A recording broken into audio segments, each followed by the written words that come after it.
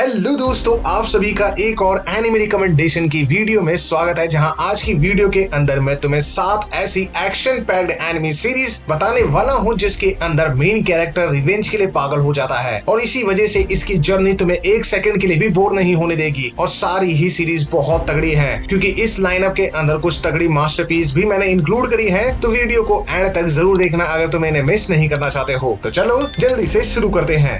जहां सबसे पहले नंबर 7 पे हमें देखने को मिलती है 91 डेज, जो एक क्लासिकल गैंगस्टर वाली थीम को रिप्रेजेंट करती है। बेसिकली इस सीरीज का जो मेन प्रोटैगनिस्ट है उसकी आंखों के सामने उसकी फैमिली को एक माफिया ग्रुप मार देता है और क्योंकि हमारा मेन प्रोटैगनिस्ट एक छोटा सा बच्चा होता है तो उसके पास देख के वहां से भागने के अलावा कोई दूसरा ऑप्शन होता भी नहीं है। लेकिन 7 साल बाद उसे एक लेटर मिलता है जिसमें उन सभी लोगों के नाम लिखे होते हैं जिन्होंने उसकी लाइफ एक हेल जैसी बना दी है। तो बस हमारा मेन प्रोटैगनिस्ट उन सभी को एक करके ढूंढता है और सभी को मौत के घाट उतारता है, जिसके अंदर तुम्हें काफी सारे गैंगस्टर और माफिया देखने को मिलने वाले हैं। और सीरीज काफी सस्पेंस और थ्रिलर से भी भरी हुई है, तो ये तुम्हें बहुत पसंद आएगी, इसे जरूर चेकआउट करना। एंड इसके बाद नंबर 6 पे देखने को मिलती है स्पिरिट्स क्रॉनिकल्स, जो एक ऐसे मेन प्रोटैगनिस्ट को फॉलो करती है जो दूसरी दुनिया में रीइंकार्नेटेड हो जाता है एज अ ऑर्फनेज, जो है तो बहुत ही ज्यादा ओवर पावर्ड। लेकिन ये बंदा अपनी पावर्स को छुपा के रखता है क्योंकि ये एक कॉमनर होता है जिसका सिर्फ एक ही प्राइम गोल है कि उस शख्स को ढूंढ निकालना जिसने उसकी माँ को मारा था। और इसीलिए वो स्कूल वगैरह सब छोड़ छाड़ के इस रिवेंज जर्नी पे निकल जाता है, जिसके चलते हमें इस जर्नी के अंदर काफी सारे ट्विस्ट एंड टर्न्स देखने को मिलते हैं जो तुम इस सीरीज के अंदर एक्सपेक्ट भी नहीं कर पाओगे। तो मेरे लिए ये सस्पेंस वाले एलिमेंट की वजह से ये सीरीज एक कंप्लीट पैकेज के रूप में देखने को मिली थी। तो अगर तुम्हें भी एक रिवेंज और एक इसिकाई एनिमे सीरीज का कॉम्बिनेशन देखना है तो इससे बढ़िया तुम्हें कुछ देखने को नहीं मिल सकता है। तो इसे जरूर चेकआउट करना क्योंकि इसका सेकंड सीजन इसी अक्टूबर से एयर होना शुरू होने वाला है। खैर, हमारे इसके बाद नंबर 5 पे देखने को मिलती है एल्यूसिव सैमुराई, जो इसी समर सीजन में एयर होना शुरू हुई है, जो एक ऐसे हंसते खेलते सैमुराई के अराउंड में फोकस्ड है जिसका नाम होता है टोकियाकी, जिसकी पूरी जिंदगी पलट जाती है जब उसे ये पता चलता है कि उसी के मामा ने उसके बाप और उसके छोटे भाई को मार दिया है थ्रोन की लालच में और अब उसी ने पूरे किंगडम के ऊपर कब्जा कर लिया है। तो अब हमारे टोकियोकी के पास यहाँ से बच के निकलने के अलावा कोई दूसरा ऑप्शन बचता नहीं है। और हाँ, बच के भागना और छिपना ही उसकी सबसे बड़ी क्वालिटी है और उसी वजह से एक बहुत बड़ी भविष्यवाणी की जाती है कि ये बंदा सबसे ज्यादा स्ट्रॉन्गेस्ट सैमुराई बनने वाला है आने वाले टाइम के अंदर। तो उस चीज को बिलीव करके ये बंदा निकल जाता है अपने कुछ ट्रस्टवर्दी एलाइज ढूंढने के लिए ताकि अपना रिवेंज ले सके। तो काफी अच्छी सीरीज है जो तुम्हें क्रंचीरोल के ऊपर हिंदी डब में भी देखने को मिल जाएगी। जिसके बाद नंबर 4 पे आती है सेरेफ ऑफ द एंड, जो प्रॉपर एक सोनन एनिमे सीरीज की कैटेगरी में लाई करती है, जिसमें रिवेंज के लिए पागल मेन प्रोटैगनिस्ट देखने को मिलता है जो शुरू में बहुत ही ज्यादा वीक होता है, लेकिन इसका जो डिटर्मिनेशन है ओहो, जो टाइम के साथ इसे बहुत ही ज्यादा स्ट्रॉन्ग बना देता है। लेकिन इसका जो डीमन ट्रांसफॉर्मेशन है वो लिटरली में तुम्हें बहुत ही ज्यादा बैडएस लगेगा और तुम्हारे गूज़बम्स रुकने का नाम नहीं लेंगे, वो इतना खतरनाक देखने को मिलता है। बेसिकली ये सीरीज ह्यूमन वर्सेस वेम्पायर के कॉन्सेप्ट के ऊपर बेस्ड है, जहां वेम्पायर्स की इमेंस अमाउंट ऑफ स्ट्रेंथ का सामना करने के लिए हमारे ह्यूमंस ने डीमंस के साथ हाथ मिला लिया है, जिसमें से एक हमारा मेन प्रोटैगनिस्ट भी होता है जो वेम्पायर से तो बहुत ही ज्यादा नफरत करता है और उनकी एग्जिस्टेंस को ये बंदा कंप्लीटली मिटाना चाहता है क्योंकि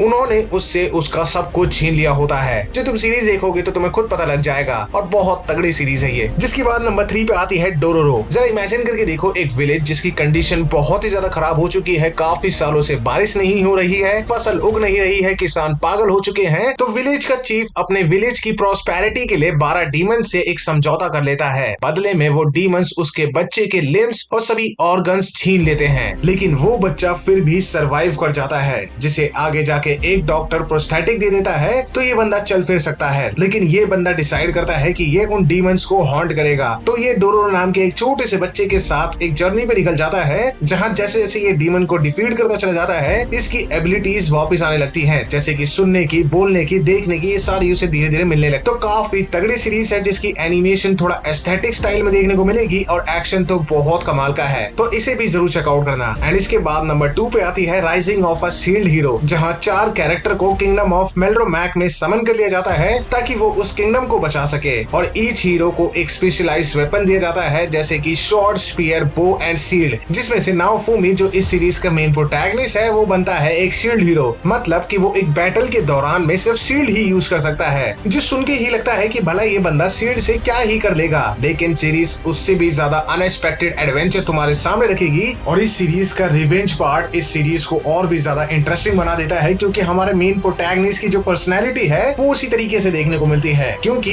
एक माल्टी नाम की बंदी जो one of the most hated character में से एक है, वो उसे धोखा देके फंसा देती है, जिसकी वजह से पूरा किंगडम उसके अगेंस्ट में हो जाता है और सब उससे नफरत करना शुरू कर देते हैं। लेकिन नाओफोमी उतना ही बैड एस और ओवर पावर्ड होकर रिवेंज लेने के लिए वापस आता है। तो this series is highly recommended for you. And इसके बाद नंबर 1 पे देखने को मिलती है one of the best revenge enemy series Vinland saga. और अगर तुमने इस सीरीज को अभी तक नहीं देखा है तो लिटरली में तुमने एनिमी की दुनिया को अभी तक एक्सप्लोर ही नहीं किया है, क्योंकि this one is the best masterpiece ever made. और अगर तुम्हें एक action based pure fighting type enemy series देखना पसंद है, kind of a typical shonen enemy की सीरीज की तरह, so this series is not for you, क्योंकि ये एक मैच्योर ऑडियंस के लिए ध्यान में रख के बनाई गई है, जिसकी अगर तुमने 2 सीजन एक बार देख लिए और इसका कोर अगर तुमने ध्यान से समझ लिया तो you have no enemies ever. क्योंकि ये सीरीज काफी अच्छे से आइडियलिज्म और रियलिज्म को ब्लेंड करके सामने रखती है, जहां थॉरफिन जो बदले के लिए पागल हुआ करता था, उसका कैरेक्टर डेवलपमेंट होके कैसे वो एक मैच्योर एक शांत बंदा बनता है, वो देखना बहुत ही इंटरेस्टिंग होता है। ऊपर से इसकी गॉड टायर एनिमेशन जो तुम्हें बिल्कुल भी डिसअपॉइंट नहीं करने वाली है। So this is one of those series जिन्हें मैं पर्सनली काफी रिकमेंड करता हूँ। तो आज के लिए बस इतना ही। इन सभी में से तुम्हारी पर्सनल कौन सी फेवरेट है जिसे तुम देखने वाले हो या देख चुके हो,